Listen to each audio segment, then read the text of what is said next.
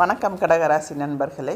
பராபவ வருடம் வைகாசி மாத கிரக நிலைகளை ஆராய்ந்து பார்க்கும் பொழுது மாத தொடக்கத்தில் உங்கள் ராசிநாதன் சந்திரன் செவ்வாயோடு இணைந்து சந்திர மங்கள யோகத்தை உருவாக்குகிறார். எனவே மங்கள நிகழ்ச்சிகள் மனையில் நடைபெறும், தடைகள் தானாக விலகும்.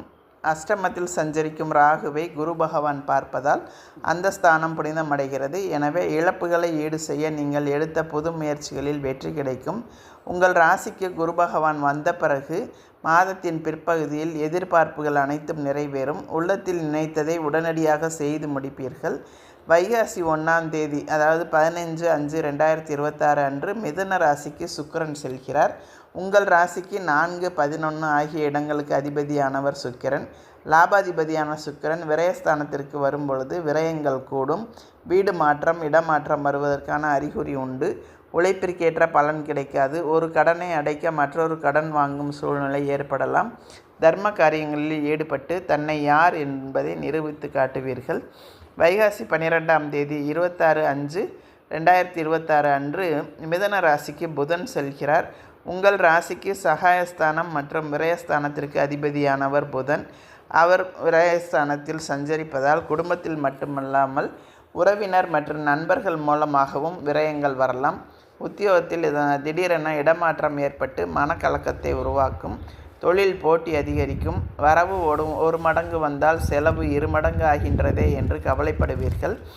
பாதியில் நின்ற கட்டிடப் பணி மீதியும் தொடரும். சுப செலவுகளை செய்வதன் மூலம் வீண் விரயங்களிலிருந்து விடுபடலாம். வைகாசி 26ஆம் தேதி, அதாவது 9/6/2026 அன்று கடகராசியான உங்கள் ராசிக்கு சுக்கிரன் வருகிறார்.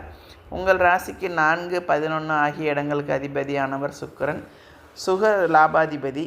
உங்கள் ராசியில் சஞ்சரிக்கும் பொழுது சுகங்களும் சந்தோஷங்களும் அதிகரிக்கும். ஆடை ஆபரண சேர்க்கை உண்டு. குடும்பத்துடன் குதூகல பயணங்கள் ஏற்படும். வாழ்க்கை துணைக்கு வேலை கிடைத்து அதன் மூலமும் உதிரி வருமானம் வரலாம்.